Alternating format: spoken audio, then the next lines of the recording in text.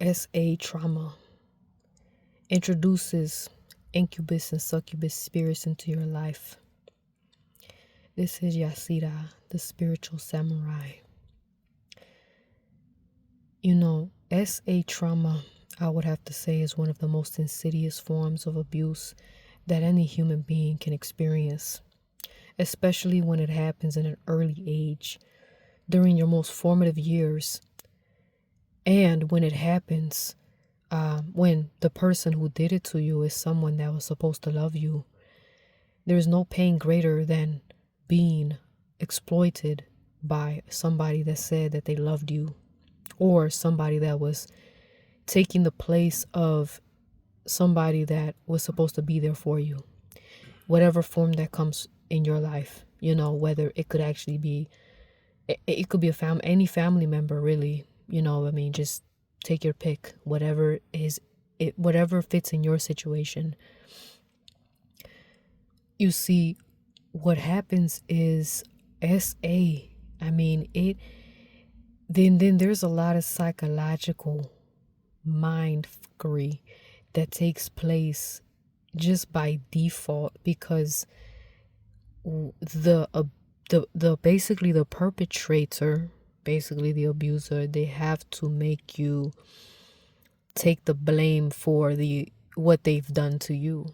You see, they blame you. They shift the shame and guilt onto the victim. And it's very easy to manipulate a young person in this way. And that is what makes it so disgusting. And that is what causes many people to want to fall by their own sword.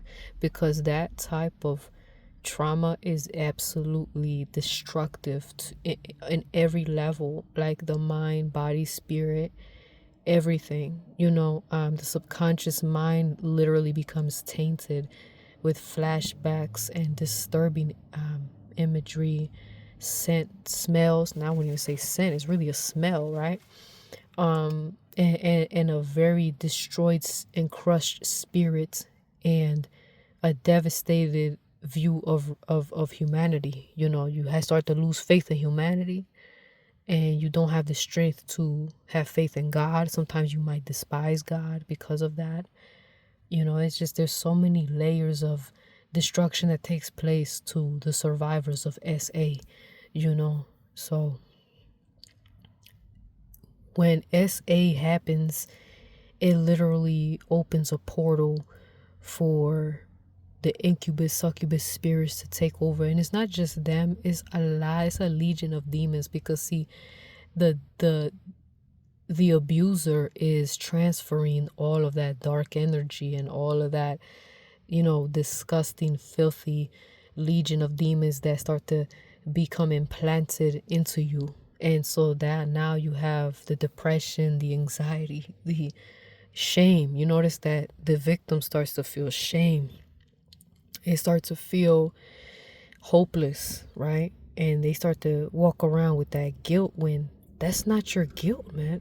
That's not for you to carry. That guilt and shame is not for you to carry, because that belongs to the person that did that to you. And of course, this SA is something that nobody wants to talk about.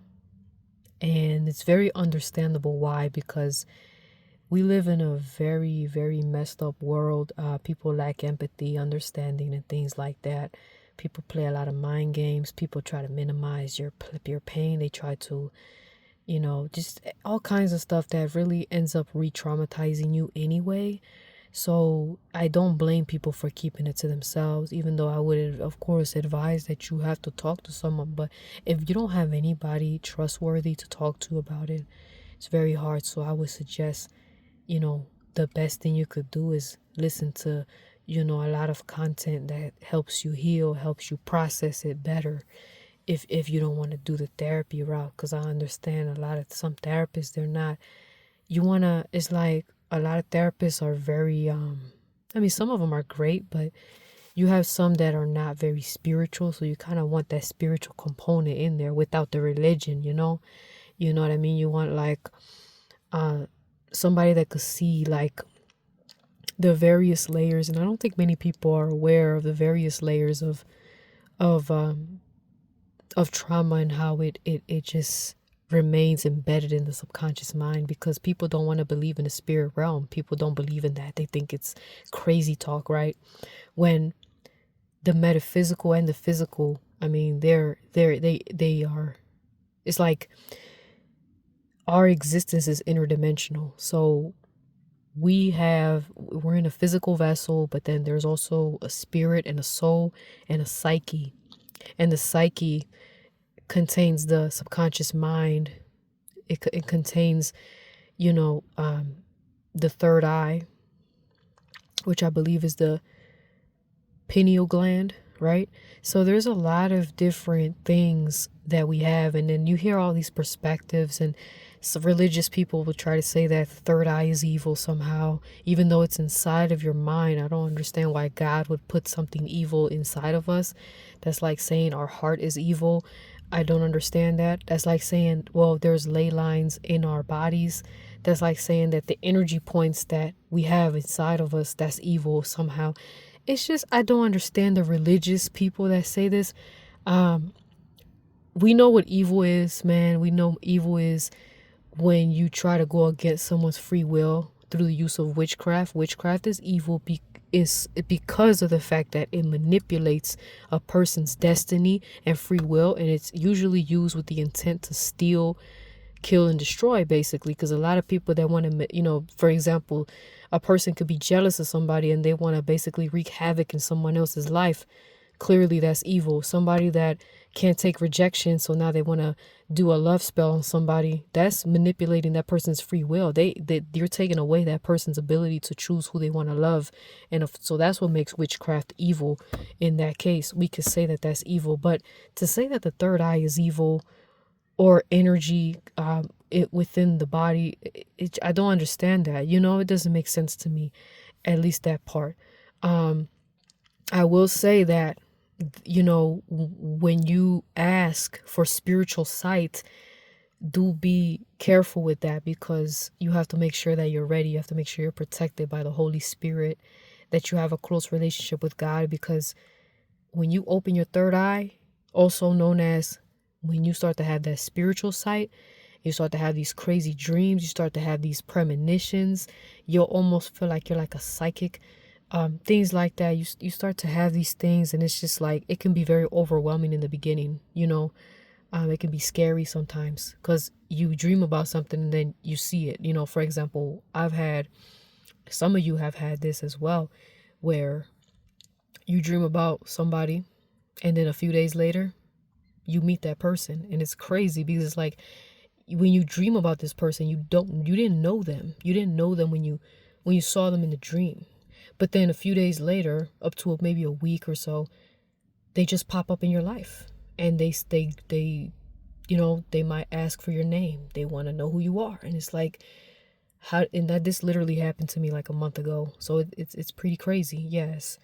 But you can't say, this is why I don't believe in people that say that there's no such thing as, I don't know what they call psychic dreams, whatever you want to call it, or they try to say that, oh, you're crazy, all this stuff.